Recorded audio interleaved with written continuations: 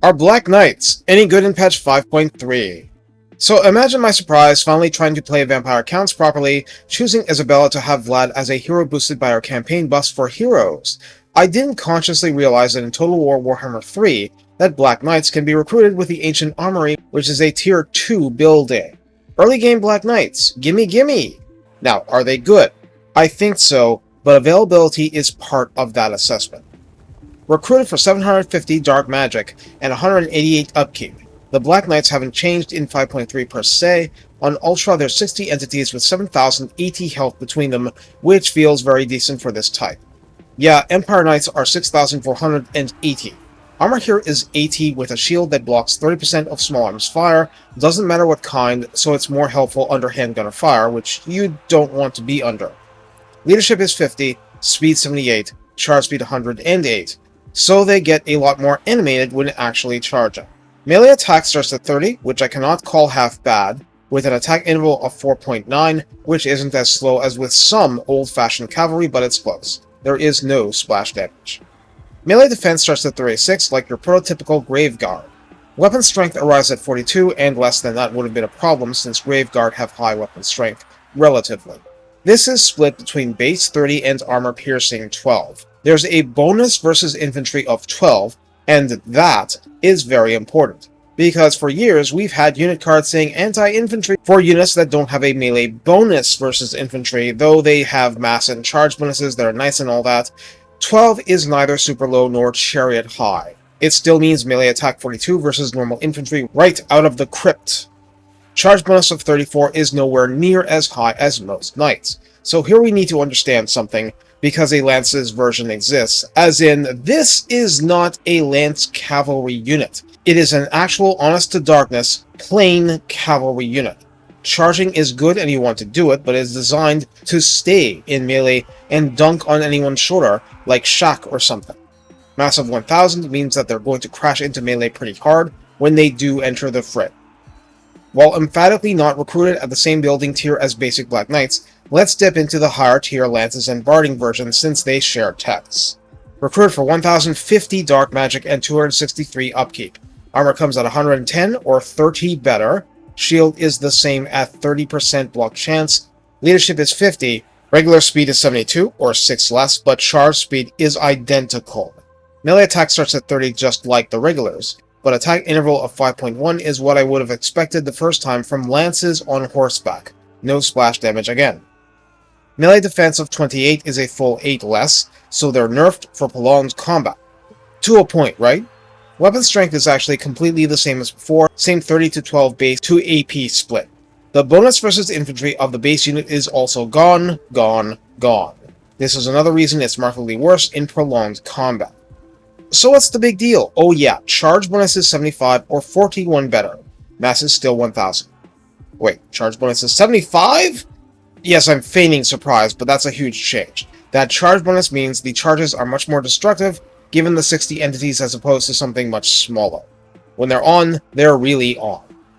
Beyond Hidden Forest, Cause Fear, and standard undead attributes, Black Knights have Strider, an enormous benefit in all those forest maps the Empire seems plagued with, even more than Festus crafted diseases. In the redline skills, Waking Dead at 3 pips grants plus 12 armor, making the armored adding durability. Melee attack plus 8 is sweet, meaning there's potential to have a rank 0 Black Knight unit with melee attack 50 versus infantry. Again, at rank 0. At rank 7 when stats have risen through veterancy. Dread Knights would add weapon strength plus 12% because hitting harder is good, charge bonus plus 12 flat because violent clashing is good, and ward save 8% because less damage is good. You may remember these two texts. Unearth Cursed White Blades adds plus 10% weapon strength for Black Knights, and Dread Animator reduces upkeep by 15%, recruitment and raise dead cost 10%, and armor rises by 10 again. That's all that relates to Black Knights as opposed to the even more awesome Blood Knights.